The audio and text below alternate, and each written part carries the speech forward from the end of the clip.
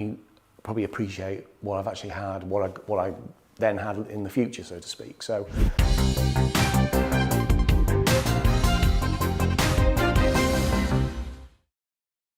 You're watching GB News live across the UK and the world on our digital stream. GB News is Britain's news channel. We are the UK's home of discussion and debate from all perspectives. We are here for you. Don't forget to join our YouTube community by clicking on that subscribe button.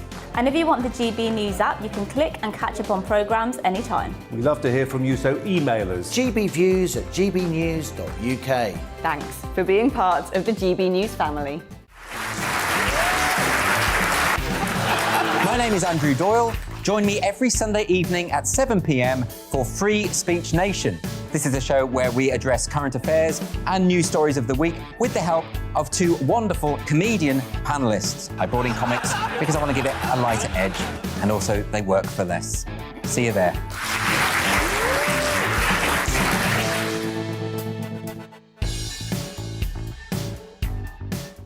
Join my show Farage, 7 p.m. till 8 p.m. Monday through Thursday, and there you will get opinion, analysis, debate, and I'll cover stories that nobody else dares to touch. And then for the last 15 minutes, talking pints. We're over a drink. We have a civilised conversation with someone. We very often disagree, but we do it in a grown-up way. Come and join me on Farage.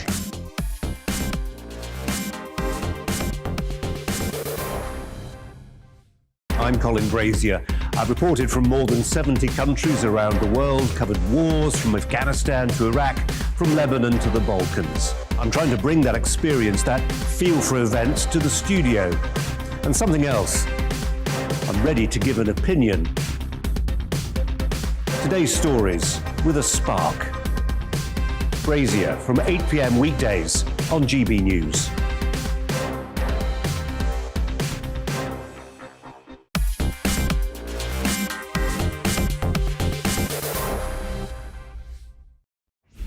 He's a veteran, well-known commentator and journalist.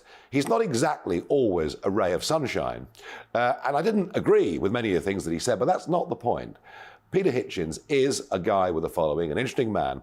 And I began this interview by asking him, why did he boycott the Brexit referendum? Peter Hitchens, you've had an interesting journey. You were a socialist as a young man. I was a Trotskyist. A Trotskyist. Straight choice. So you were the full 9 yards on the left. Completely, yes, the whole way. And so how does that... Suicidal Bolshevik. How does that journey go from where you were? It's enormous fun. It's tremendously educational. You know what you used to think. You can't pretend that you didn't think it, and in my case, I don't. There are many other people who were in the same political movements when I was there back in the late 60s and early 70s. Keep very quiet about it indeed. I don't, because I think it's essential people know. It's probably one of the best political educations you can get, particularly in realism and in how people actually operate. And was it a rapid? I'm sorry for some of the things that I said and did, and always will be, but I'm not sorry for the education I got out of it at all. And was it a rapid, overnight sort of change of position on issues, or was it a gradual? No, this is never overnight. What everybody does when they change their mind is they feel a strong pressure to change their mind. You know there's a door over there. You open it, there's something beyond it which you're going to have to face, but you hesitate because you know that, in fact, it will change your life. You'll lose, for a start, almost all your friends. And that puts people off changing their minds. Yeah. And so you made that move.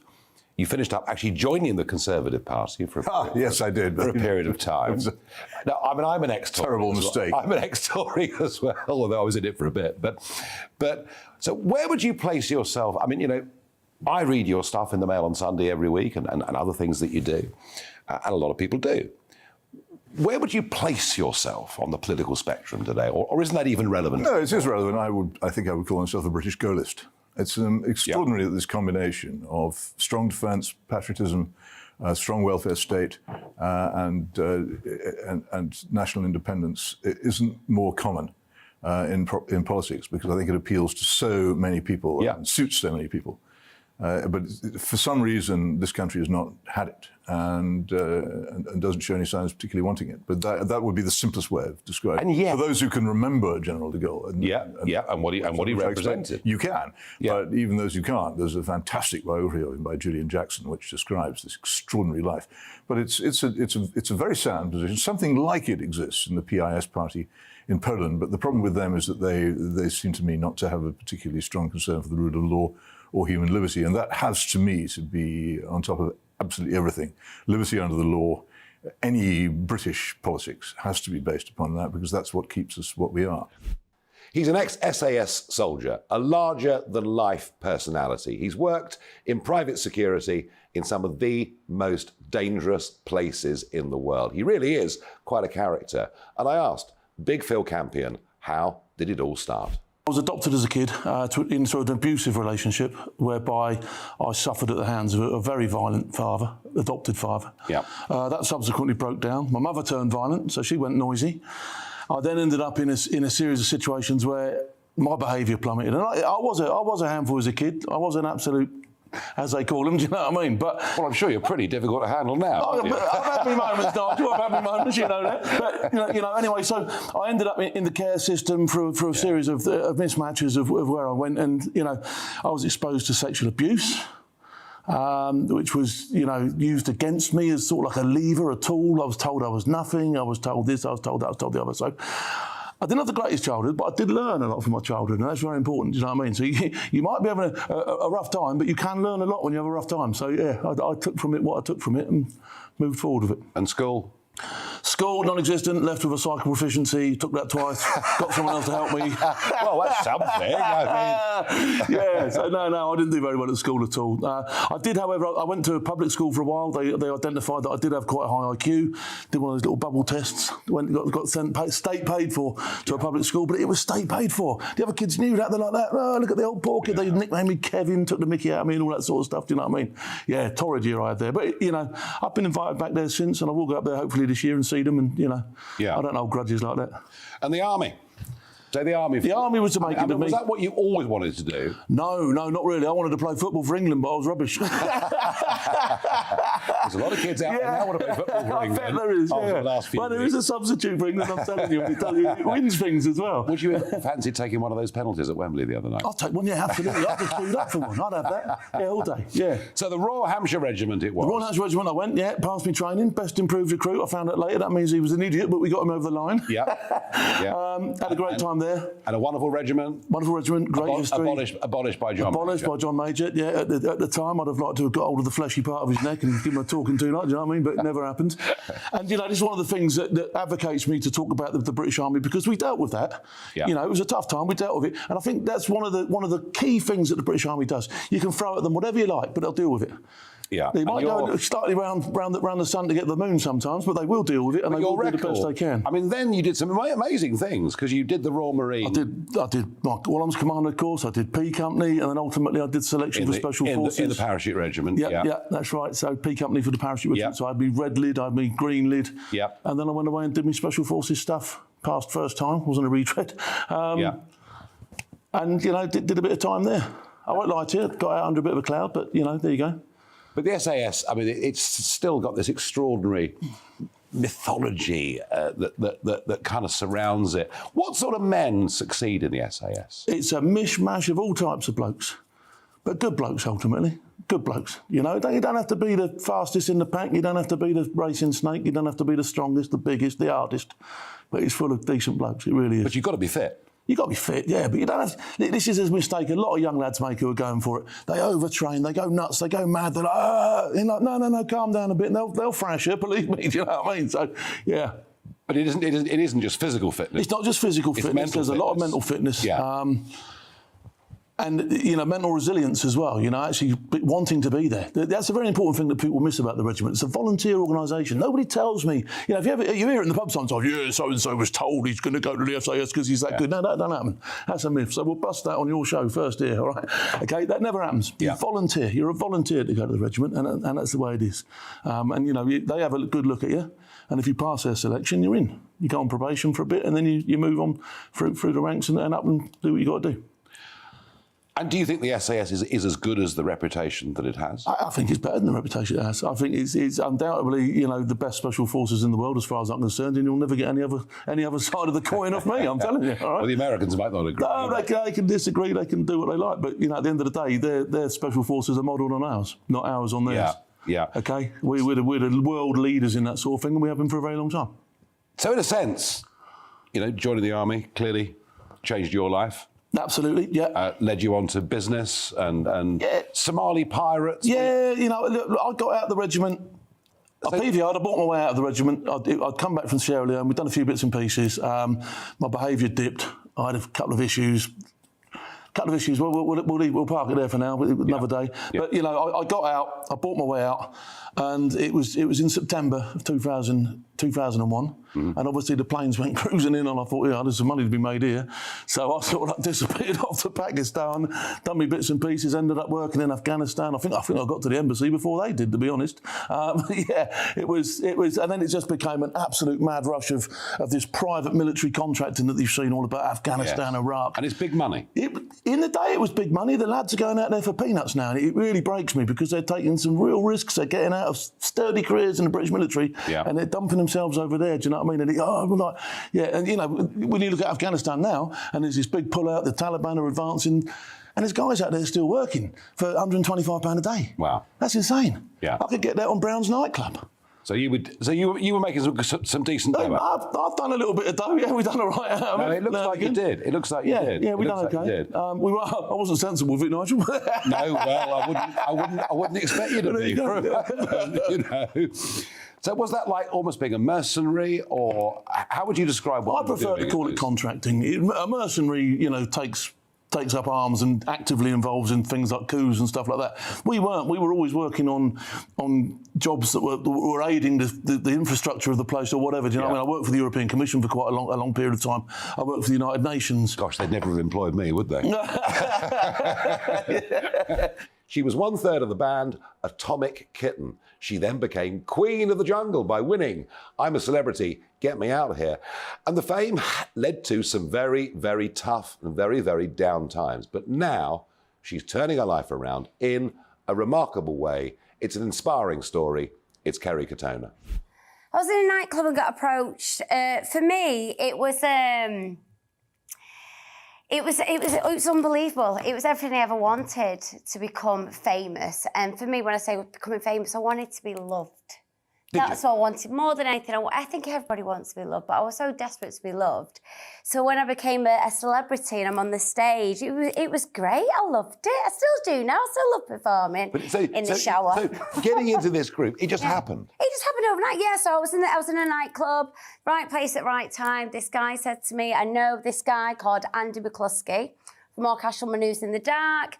I went along, took my page 3 photographs, told a few jokes, sang a few songs, and they based a band around my personality, and I was a founder member. Now, page 3, you just mentioned it. Yeah. Page was 3. you a fan, Nigel? Oh, big time. But we're not supposed to say that anymore. But I don't see why not. I mean, page 3, it's all stopped. It's all been banned. It's all seemed to be awful. It's all seemed to be demeaning to women. How do you respond to that? Well, I do OnlyFans, Nigel, which is an over 18 site as well, and that's how I've become a millionaire again. For me, at school, not going to lie, I had a great chest on me. I wasn't going to be a rocket scientist. Can't believe I'm having this conversation with Nigel Farage on national television. But I had a great rack on me, and I wasn't going to become a rocket scientist. But I knew in my head to get out of this council estate and become what I wanted to. That was my get out. I was a pretty girl. Was doing page 3, was it demeaning? No, not at all. Was it exploitative? No, I loved it. I enjoyed it. I felt empowered. This is my body, Nigel. I'll do with it what I want. And for me, I didn't have the brains to be a politician or a doctor, but I had the body and I had the brains to know to use that body to a certain extent to get what I wanted. And that was the money and the success and the foundation for my children have private education. All of my kids have private education. I live in a beautiful £2 million house. I've done that. I've created it. And because I've created this little empire, for me now, I've been able to invest in myself with my dating app and my clothing brand and my fitness brand. But before you got to where you are now, so you had this amazing app and, Atomic Kitten is a mega success and people love it. You make quite a bit of money out of it. You get married, of course, to another big pop star. Yeah, Brian McFadden. So, kind of, you've gone from where you were to just this most incredible. So I got a blessing from the Pope. when I married Brian, load of good that did like. But honest to God, I've gone from this kid in foster home to, you know, inviting Mariah Carey to my wedding, to getting a blessing from John Paul the Pope himself. That's amazing. You know, and I think that goes to show you can achieve and do anything that you want to, that you set your mind to. If you believe in yourself. 100%. I'm a massive believer in law of attraction, manifestation, affirmations, gratitudes. I'm a massive believer in all that. I've been on every side of the coin you can think of, but I've brought it all back. Because then you went into the jungle. I did go in the jungle. And you became the queen of the jungle. I did. You know what? That for me was, I think, still today, the highlight of my career. Was it? To have that amount of love, I keep going back to love again, and being put on that pedestal, which the press do, Nigel, which you know it does. Well, they put you up, they but then, put you up there, but and then they... we'll come to that in a moment. Yeah. It was I mean, amazing. It was amazing. So, wasn't it humiliating doing bush trucker trials and all this kind of stuff? Oh, God, no. It was great. For me, I get offered to do these reality shows, and for me, Nigel, I think, wow, what a great opportunity. I would never normally go and do something like that as a normal person. You wouldn't, unless it's offered to you. I've got amazing memories. I've done great adventures. I've done things that I never thought I'd do in a lifetime, and I'm being paid to do it at the same time. So it was all going. Yeah. You know, we get into sort of 2004, 5, 6, and kind of life can't get much better. Mm-hmm. But then it all goes wrong, Kerry. Yeah, it does. It Why all went wrong, didn't it? Was it too much success too quickly? No, I think when my first husband left me, for me, that was straight back down to earth. So before I met Brian, I was in Atomic Kitten. I lived like in a council estate. I was doing drugs with my mother. Mm-hmm. And Brian was like this knight in shining armour, took me away, moved me to Ireland, sorted my life out. He left me straight back to where I love my mum to bits, by the way. She's sound now. But straight back to where I started. So rather than grieving my marriage failure, not only did I feel a failure as a wife, I felt a failure as a mother as well. And my go-to was cocaine, unfortunately, and that became my best friend. And then the press who they had a lifted you up, field day. and you were... When the News Up World was around, they had a field day with me, you they were did. plastered, weren't you? All over the Murdoch Everywhere, newspapers. yeah. And it was relentless. Yeah, it made me feel suicidal. It really was. Did it? Was, yeah, there was like 40 paps outside my house every single day. I know that Saturday phone call when you got, I've been through it, yeah. And you'd be scared, and like my phone even to this day is always on silent. I hate phone calls. I always think it's going to be bad news. You know, if my manager rings, say, "Oh my God, what is it?" I get really scared. It was a point. It was suicidal. That. You know, I couldn't trust everybody. Everyone was telling stories, and then obviously there was, you know, the hacking thing, and it was like I didn't know who to trust. And cocaine became my confidant. It gave me confidence when I needed it. It was there when nobody else was, and it just turned out to be a liar, really, like most men, Nigel. I nearly died doing that, but I had to turn it all around.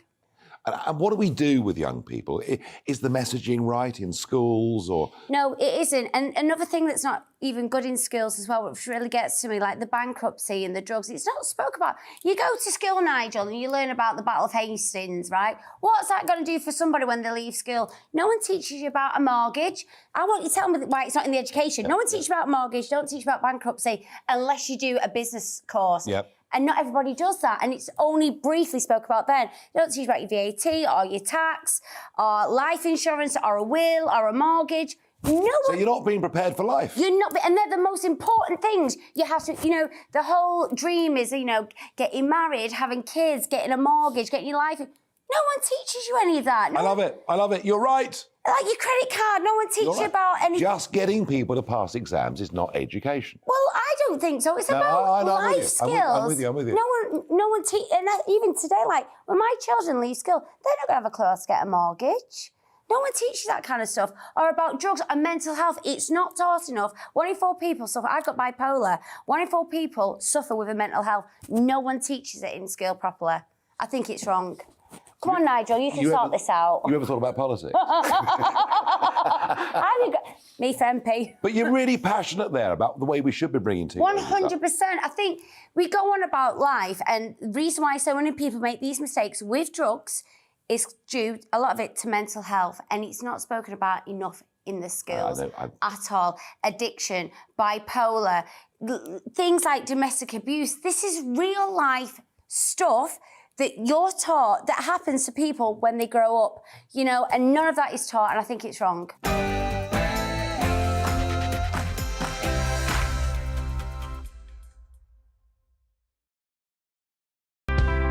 It's time to remind ourselves there's always another winter.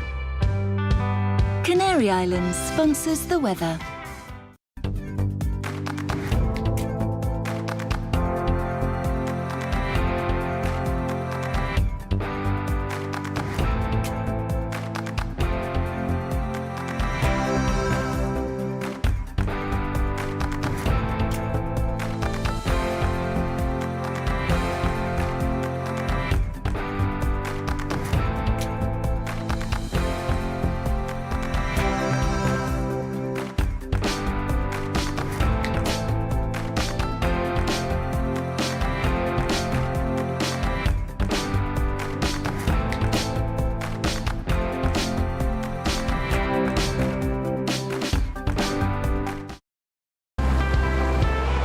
Canary Islands sponsors the weather.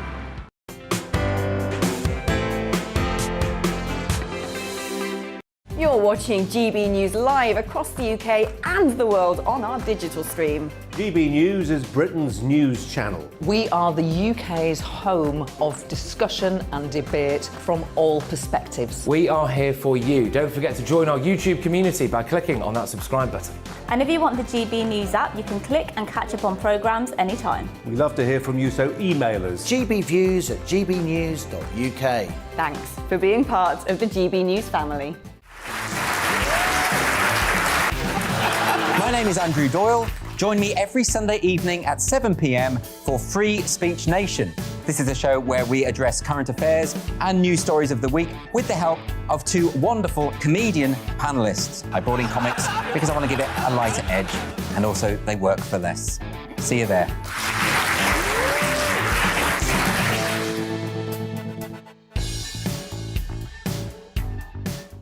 Join my show Farage, 7 p.m. till 8 p.m. Monday through Thursday, and there you will get opinion, analysis, debate, and I'll cover stories that nobody else dares to touch. And then for the last 15 minutes, talking pints. We're over a drink. We have a civilised conversation with someone. We very often disagree, but we do it in a grown-up way. Come and join me on Farage.